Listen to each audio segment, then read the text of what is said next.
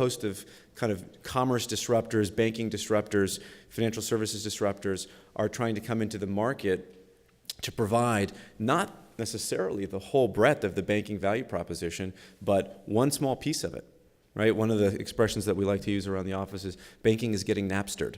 And I always like to, when I start looking at an industry or looking at a particular business, compare it to a lemonade stand, right? That's something everybody can understand. You know, lemonade stand is very simple. You buy product, you buy the ingredients, you make it, and then you market and sell it, right? Unfortunately for everybody in the room, and some of the veterans know what I'm talking about, it's just not that easy with prepaid. It's just not that easy. You've got at the center of any given prepaid program is the program manager, the person who's responsible for the vast majority of coordinating activities, the vast majority of marketing activities, and now the vast majority of regulatory compliance activities.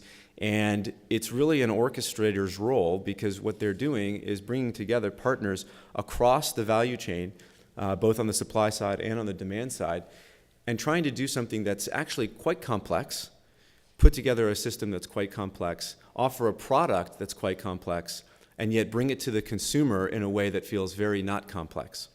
So why do customers like prepaid? I think we'll talk a little bit about who is the prepaid customer, who did the prepaid customer start out at. I think we often think about the prepaid customer initially as the underbanked or the unbanked or the unsatisfactorily banked. It is starting to actually evolve well beyond folks who are underbanked or can't find a banking relationship that they like. It's now about people who just want a different type of banking relationship.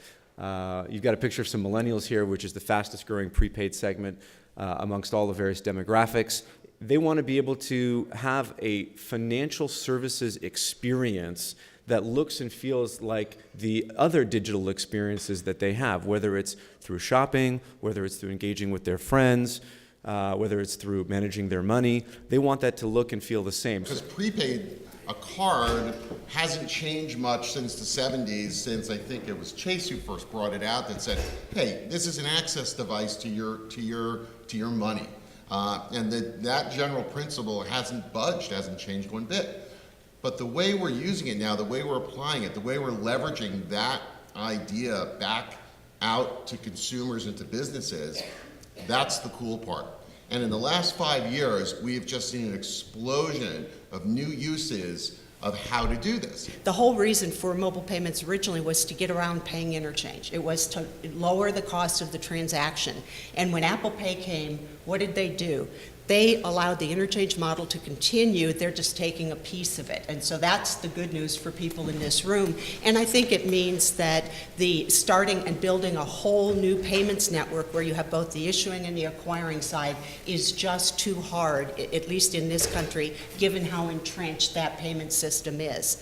So being able to capture as much knowledge as you can about what people do with their prepaid product, even when they're not swiping the card somewhere, teaches you a lot about the what people are.